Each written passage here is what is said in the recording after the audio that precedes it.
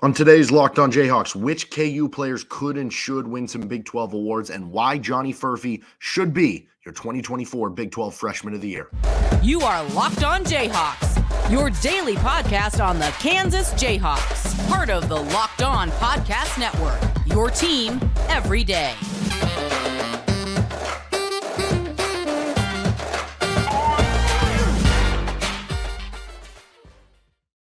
I'm Derek Johnson. You can find me here with Locked On Jayhawks. You can also find me on social media at DJohnsonRadio on Twitter and X. Thanks for making Locked On Jayhawks your first listen every day. We are free and available anywhere you get your podcasts, including on our YouTube page where you can like and subscribe to the show. On today's episode of the show, we're talking about all Big 12 awards for KU basketball, who could and should be winning some of these awards for the Jayhawks, why Johnny Furphy, to me, should win Big 12 Player of the Year. We're going to make that case on today's episode. And also, I want to get into why Furphy and KJ Adams should both be considered for the Big 12's Most Improved Player of the Year award, too, plus some on KU women's basketball, who is really starting to find some momentum at the end of the year as they try to make it into the NCAA Tournament. First, this episode of the show is brought to you by Gametime. Download the Gametime app, create an account, and use code LOCKEDON for $20 off your first purchase with Gametime. So let's start here. The Big 12 Player of the Year race and first team All Big 12. I think these are kind of one in the same conversation in that Kevin McCullar and Hunter Dickinson are both Big 12 Player of the Year candidates, and therefore they are first team All Big 12 candidates as well. The one question I have, because right now Kansas is in fourth place of the Big 12. If KU winds up in fourth place of a 14-team conference with, some of the other best teams in the country, isn't that a little weird to get two teams on the first team all conference? Now, that is not really why KU wouldn't win the conference. It would be more about the depth, and this is just picking players. But you don't see that often, I guess is my point. But they're both putting up monstrous enough numbers, and without either of them, Kansas is obviously way further down than fourth. So I think both of them will deserve to be on the first team All Big 12 list. But I guess what I'm saying is if KU does wind up finishing fourth in the league, would it shock you if they went, okay, we're going to put two Houston guys if they win the Big 12 with LJ Cryer, the way he's playing, and Jamal Shed. And we're going to put Tameen Lipsey for an Iowa State representative, and he's had, a good year, although some of the numbers have dipped off a bit in Big 12 play. And then we're going to put, one of the other guys who's up there, who's putting up big numbers, whether it's somebody from, one of the other top teams, like you look at Baylor has a couple different candidates, or you look at somebody who's just maybe putting up monster numbers across the conference. I don't know. And so already, if you're talking about, 3 spots between the two Houston guys and the one Iowa State guy, if you get one more spot on there, then it's only one of Kevin or Hunter Dickinson. I don't necessarily think that's going to happen, but I think it's interesting for the Big 12 Player of the Year specifically. If you look around at some of the different websites, what they have, let's start with Evan Miyakawa. This is the BPR on Evan Miyakawa's website, evanmiya.com. It's basically Bayesian performance rating, which basically looks at how your team does, how you do when you're on and off the court and everything. And the total BPR is the combination of the offensive BPR and the defensive BPR. Jamal Shed is in first of the Big 12 right now, and it is a wide margin between first and second. Now, you look at some of the counting stats with Jamal Shed, some of the total numbers, and, it's not as good as some of the other players, but they play at such a slow tempo. He has such an impact on the defensive end that it makes sense why you have to go down to Hunter Dickinson at fourth and Kevin McCullar at fifth till you get to the top KU players on that list. Then you go look at KenPom. KenPom has their player of the year ratings at kenpom.com. You go to the Big 12. Jamal Shed is in first, Hunter Dickinson second. You have Kevin McCullar in fourth. And obviously, missing a couple games for Kevin hurt him a little bit in some of those. And then you look at Bart Torvik, which has this thing called points over replacement per adjusted game at that usage, or he abbreviates it as PRPG.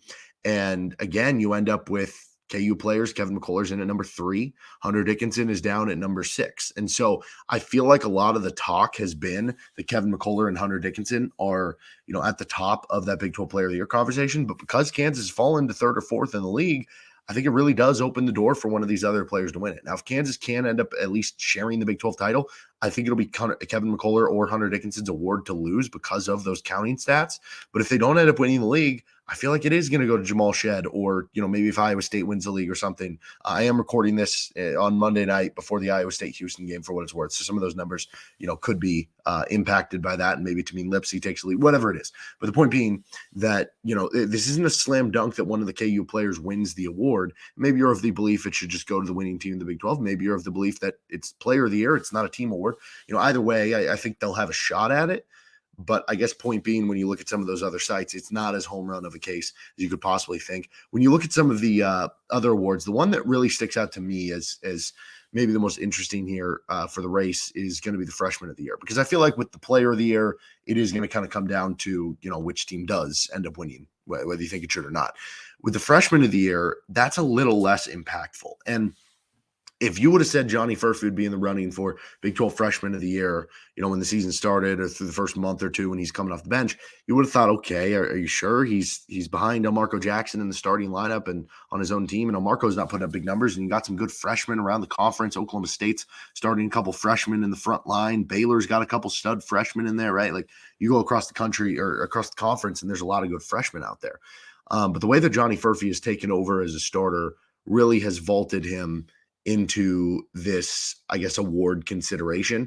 And not just consideration. For my money, Johnny Furphy should be the front runner right now for Big 12 Freshman of the Year. Now, I will say, if you go off just pure total stats for the season, then maybe you don't come to that conclusion. And I'm totally okay with that argument that you want to make. I've always been somebody that I think the Big 12 awards should, yes, you should factor in what happened in the non-con with some of the stats, but I think it's all Big 12 awards. They should be weighted more heavily to what you did in conference play. So if you average, 9 points, 5 rebounds in non-con, but then you average 13 and 7 in conference play, and collectively that puts you at like 11 points, 6 rebounds. Those don't look like super big all conference numbers, but you just look at the 13 and 7 you average in conference plays, those would be, closer to maybe not first team, but, second or third team or something like that. Then I think you put more weight on what happened in actual Big 12 play, since they're all Big 12 awards. Not everybody votes like that, and that's totally understandable if that's how you want to view it. That's how I view it, though. And so it is interesting, though. There's only 5 freshmen in the Big 12 who are averaging 8 or more points per game on the season. Again, this is as of Monday night before some of the games go final.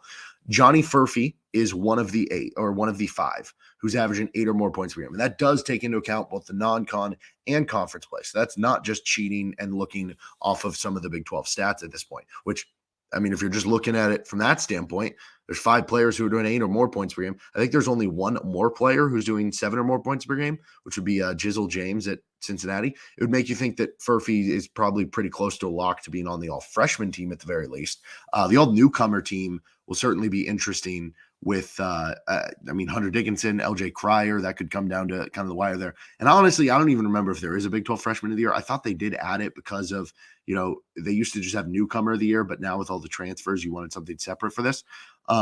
But I think it's a fun conversation. You really have 4 guys, right? I said 5 guys are averaging 8 or more points per game. Eric Daly Jr. is one of them, but in Big 12 only play, he's averaging like 7.5 points per game. So I think it's really between 4 guys for Big 12 Freshman of the Year.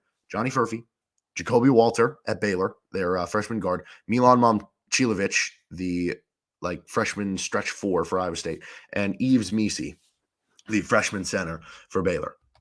If you're watching on our YouTube, I've got a fancy dandy little crummy looking graphic that we're going to throw up, and it shows the comparison that I'll try to explain for our audio listeners among those 3 other players. So this is Big 12 only stats through February 18th of 2024. Furphy's at 12.1 points per game. That is second among the group of 4. Only players averaging more points among this group of Furphy, Misi, Momcilovic, and Walter is Jacoby Walter at 12.9. Rebounds per game, Furphy's at 6.2. That's actually the leader among the group. Furphy's at 1.3 assists. That is tied second among the group. Walter's at 1.8. Steals per game, 1.2. That is tied first for Johnny Furphy. Blocks per game, he's second at 0.4, only behind Yves Misi, who is a big man at 1.2. Field goal percentage, he is second at 53.6%. Yves Misi is at 61.9%, which, again, being a big man helps a little bit there. Interestingly enough, Momcilovic and Walter are both under 40% from the field. 3-point percentage, Furphy is the leader there among this group of 4, 40.4%. Then you go to free throw percentage. Furphy would be third there, with Walter at 84.4%, Momcilovic at 76%, Furphy's at 75%.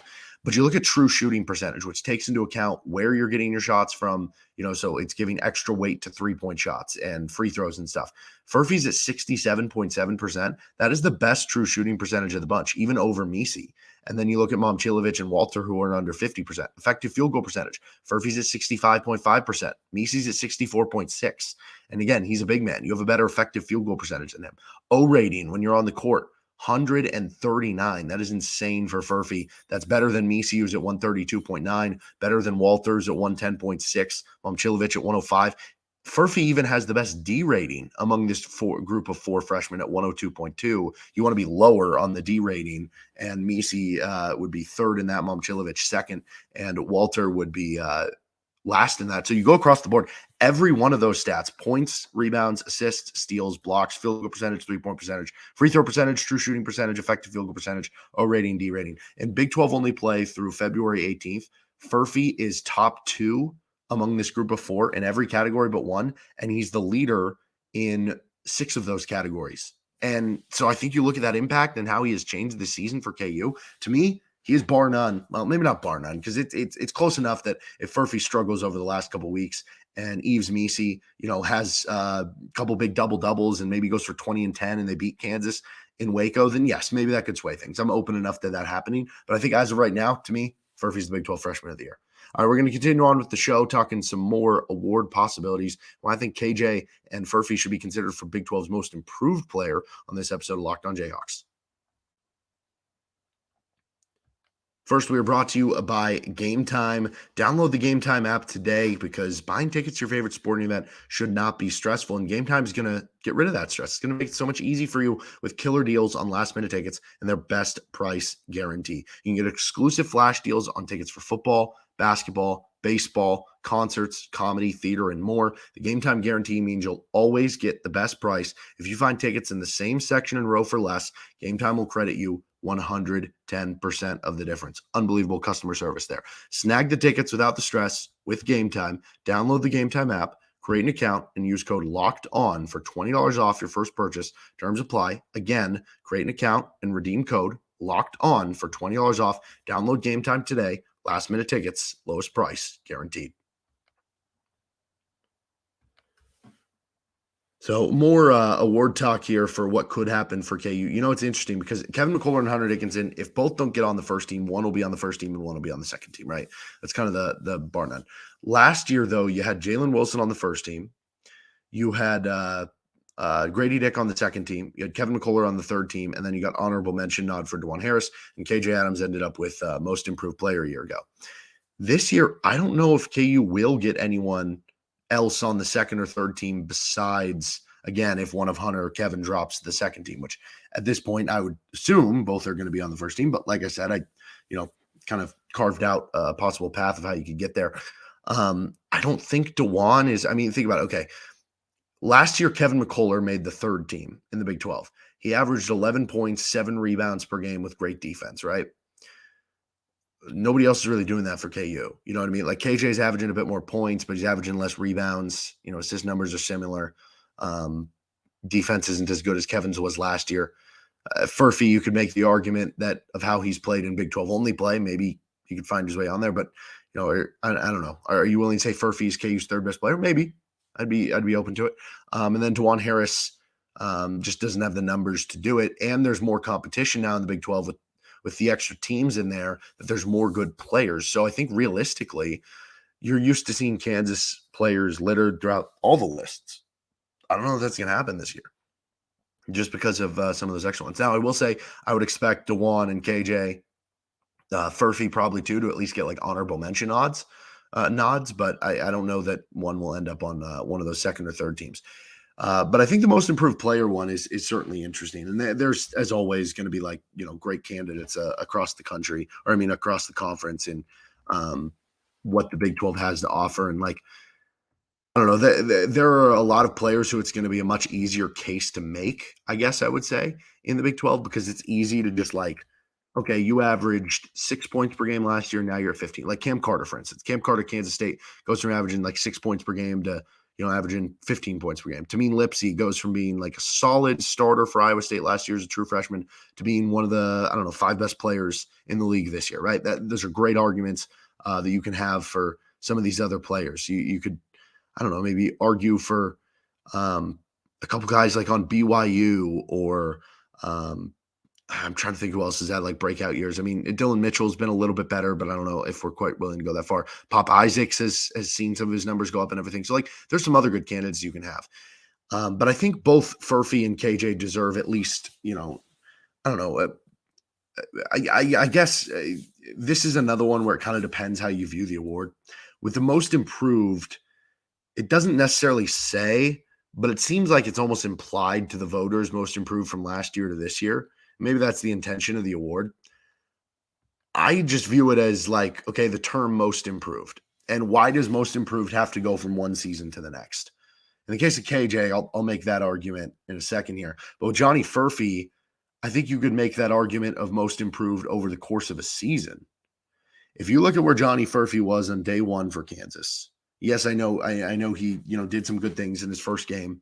And, there was still hype about what he could bring to the table. But he was a guy who was playing 5, 10, 15 minutes game to game through the first 2 months of the season. To go from that to now, you can make the argument that he is one of KU's 3 best players, 3 most impactful players, most important players, that he has opened up things for this team in a very real way when he's been in the starting lineup. I mean, the vast improvement of both him, the numbers he's had from Big 12 play versus non-con play, and what it's done for the team, I think warrants him being in the discussion here from just the level of improvement from the start of the year to now where we are. I think KJ Adams deserves at least recognition for this too, even though he just won it last year. I know that sounds crazy to be like, you were most improved back-to-back years. And it would be possible if like a player went from like 3 points per game to 12 points per game and then the next year to like 20. KJ's not doing that. The stats aren't that different from last year, but they are still better. He's up about 1.6 points per game from last year to this year. He's up 0.2 rebounds. He's up almost double the amount of assists at 1.4 assists more per game. He's up about 0.4 steals per game. The percentages are basically equal to where they were last year. But when you add in him having to play, a different position, having to play a position where it's maybe not the most ideal fit on a today's day and age roster, basically playing 2 bigs next to each other, where he had to adjust because KU brought in an All-American level big man. He had to play a different position. He had to get more comfortable passing out of the high post. He had to get more comfortable shooting that push shot and shooting that elbow and mid-range and free throw line jump shot.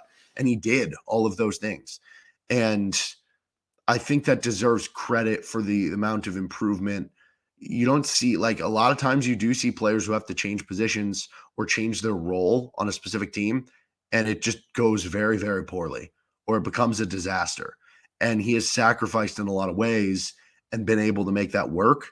And I'm not necessarily saying he should win the award, but I definitely think he deserves, some credit, just as Johnny Furphy did, and at least some acknowledgement of both those things. Let's finish up with some KU women's basketball talk on this episode of Locked On Jayhawks.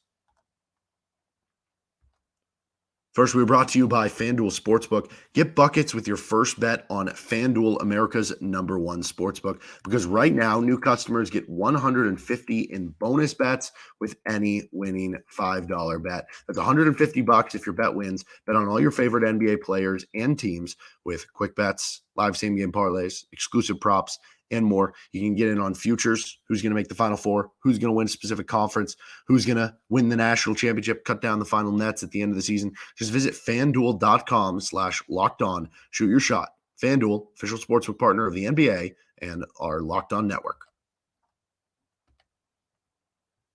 Finishing things up, wanted to touch a little on KU women's basketball. So I mentioned recording this on Monday. It's going to be airing on Wednesday. And KU actually women's has another game Wednesday night. They're going to be at number 24 Baylor. They beat Baylor earlier this season. That would be a huge win for them if they could get a sweep. And Kansas has – okay, so the non-con was a bit troublesome. They lost games at Penn State, who turned out to be a really good team. They lost to Texas A&M. And you had a couple losses in there that combined with although they were competitive losses to good teams of Virginia Tech and UConn, put you in a tough situation through non-con. Then you start conference play. You lose by 25 at home to West Virginia. You lose by 8 at Iowa State. You lose by 9 at Texas Tech. You're 0-3 in conference play, and you are hitting a crossroads. But from there, they have started to figure things out. They had that 21-point win over Baylor, who was ranked 4th at the time, 6-point win over Oklahoma State. There was a couple losses in there to Texas and Kansas State, who are top 15 teams in the country. Then you have now won 6 of your last 7 by beating Iowa State, close loss at Oklahoma, and then 5 straight now with winning over BYU by 14, at TCU by 7, versus Houston by 17, versus Cincinnati by 15, and most recently at BYU by 8. And what that has done is it has turned you back into a team that has an opportunity to make the NCAA tournament. Kansas is sitting at 15-10 on the season, 8-6 in conference play. And right now on ESPN's latest women's college basketball bracketology, which I believe was last done on Friday. So I don't know if it takes into account Saturday's game. So maybe KU is in. Either way, they're on the bubble. It had them as one of the first 4 out. So basically view them as they're right on the bubble right now. But the fact they've won these 5 straight games, which were all games against teams below 500 in Big 12 play coming into the games, it was an opportunity for them, and they took full advantage of the opportunity. They accomplished what they needed to do. And now that has set them up that these last 4 games, it's a tough last 4 games for them, as there's really just one game that you kind of view as a gimme. They're going to be at Baylor. Then you have a home matchup with Kansas State, at UCF. That's kind of the one gimme, and versus Oklahoma.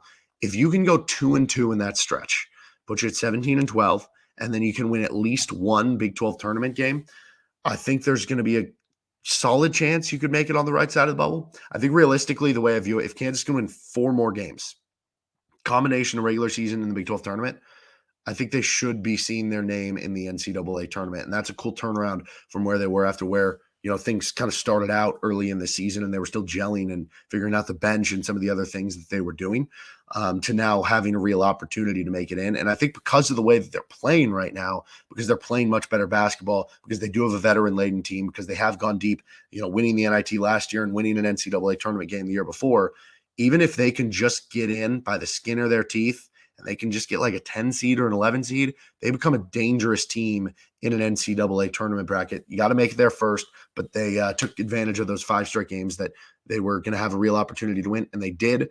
Now go out and get 2 of the next 4 or 3 of the next 4 and feel good about where you're at for the NCAA tournament. That'll do it for this episode of Locked On Jayhawks. We'll be back tomorrow with an episode with Nick Schwert. We'll have a KU Texas preview later this week as well. Thanks for joining us on LOJ. See you next time.